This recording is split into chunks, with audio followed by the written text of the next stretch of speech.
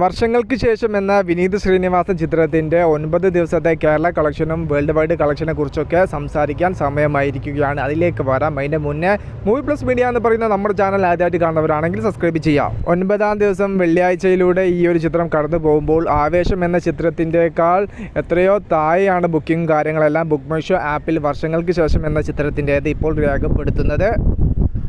എന്നിരുന്നാലും 9-ാം ദിവസവും കേരള ബോക്സ് ഓഫീസിൽ നിന്നും 1 കോടിക്ക് മുകളിലുള്ള കളക്ഷൻ ഉറപ്പിച്ചിരിക്കുകയാണ് വർഷങ്ങൾക്ക് ശേഷം. അങ്ങനെ 9 ദിവസങ്ങൾ കൊണ്ട് കേരള ബോക്സ് ഓഫീസിൽ നിന്നും മാത്രമായിട്ട് 23 കോടിയിലേക്കാണ് ചിത്രം ചേക്കേറിയിരിക്കുന്നത്. ചിത്രത്തിന്റെ വേൾഡ് വൈഡ് കളക്ഷൻ 52 കോടിക്കും 54 കോടിക്കും ഇടയിലാണ് 9 ദിവസങ്ങൾ കൊണ്ട് വന്നു നിൽക്കുന്നത്.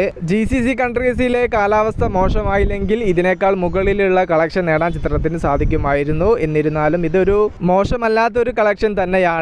ഇനിയും ചിത്രത്തിന് വളരെയധികം ദൂരം മുന്നോട്ട് പോകാൻ വേണ്ടി സാധിക്കും. 75 CRഉം ഇനി ഈ ചിത്രത്തിൻ്റെ ഫൈനൽ വേൾഡ് വൈഡ് കളക്ഷൻ 100 CRൽ ഇടം പിടിക്കുവാൻ സാധിക്കുമോ എന്നുള്ളതാണ് ആരാധകർ ഉറ്റുനോക്കുന്നത്. 100 CRൽ ഇടം പിടിക്കാൻ വർഷങ്ങൾക്ക് ശേഷം എന്ന വിനീത് ശ്രീനിവാസൻ ചിത്രത്തിന് സാധിക്കുമോ? എന്താണ് നിങ്ങളുടെ അഭിപ്രായം? ജസ്റ്റ് ഒന്ന് കമൻ്റായിട്ട് രേഖപ്പെടുത്തുക. മൂവി പ്ലസ് മീഡിയ, ഞാൻ ജിനുജന.